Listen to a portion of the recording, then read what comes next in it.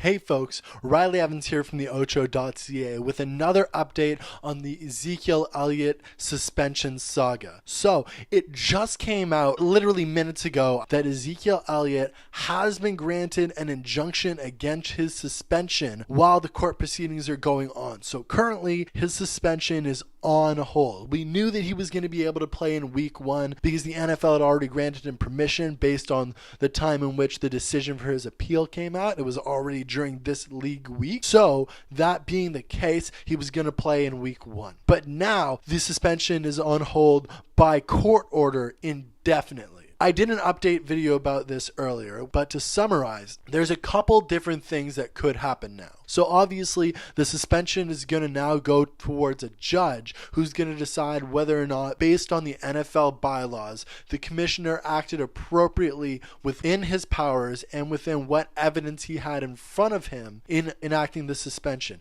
This is a very similar instance as to what happened during the Tom Brady Deflategate suspension appeal. The initial injunction was granted, and then as the court process went forwards, it ended up that he played the entire season with the suspension being suspended, in lack of better words, until the next following season, where finally he decided that he didn't want to fight the suspension anymore, and he served it the first 4 games of 2016 before going on to win the Super Bowl in the biggest revenge campaign in NFL history. Now, we could see something similar with Ezekiel Elliott, especially given the resources of Jerry Jones and the amount of power he has within the NFL and the amount of pull he's going to have with the Players Association. They're going to want to fight this suspension as long as Jerry Jones wants them to fight it. If that means that they're going to pull this thing out for an entire year until you get to the highest court that will agree to hear the case, that could be an appellate level court, that could be a review appellate level court, that could even be the Supreme Court theoretically, although I doubt they would want to hear something like this. So it's entirely possible that we could see this suspension on hold for an entire year.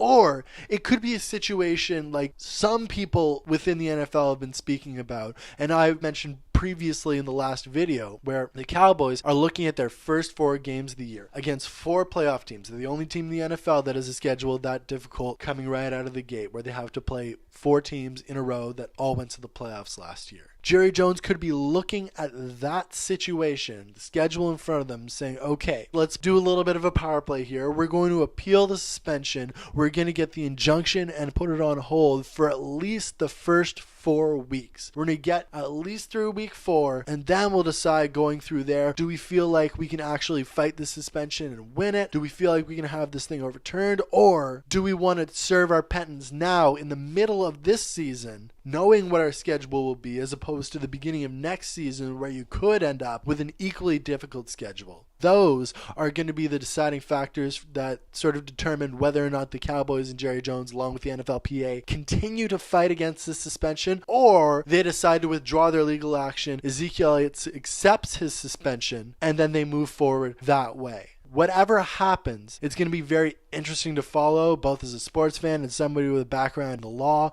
I'm fascinated to see how this goes forth. Personally, it goes without saying that the CBA grants Roger Goodell's office an inordinate amount of power that allows him to blankly make suspensions like this. But I think that the key difference here between the Deflategate suspension and Ezekiel Elliott suspension is Ezekiel Elliott's suspension under the conduct detrimental policy. There is a specific section within that policy to do with domestic violence that sets 6 games as the baseline for a domestic violence suspension on first offense. It can go up or down depending on aggravating or mitigating factors, but 6 games is supposed to be the standard. Whereas Tom Brady, many people argued, even if you look at the bylaws, Tom Brady, if he was actually involved and knowledgeable of what was happening, and if the footballs were actually being illegally deflated, you could make the argument, according to the bylaws, that he only committed an equipment infraction, which is punishable by fine. Instead, the commissioner decided to use his overarching and broad-reaching powers under conduct detrimental and suspend him for 4 games, essentially saying that this is a larger issue than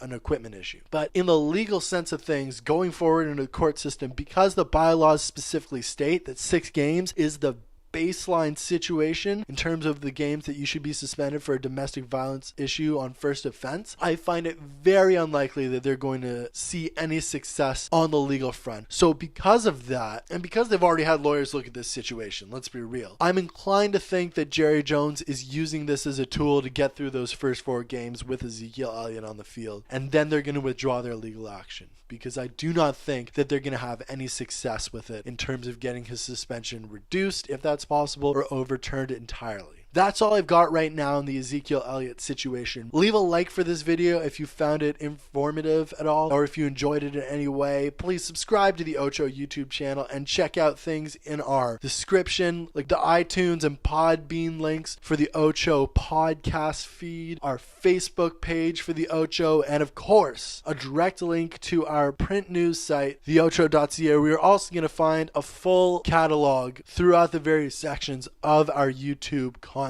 I've been Riley Evans. This has been an update on the Ezekiel Elliott suspension saga. I'll see you soon.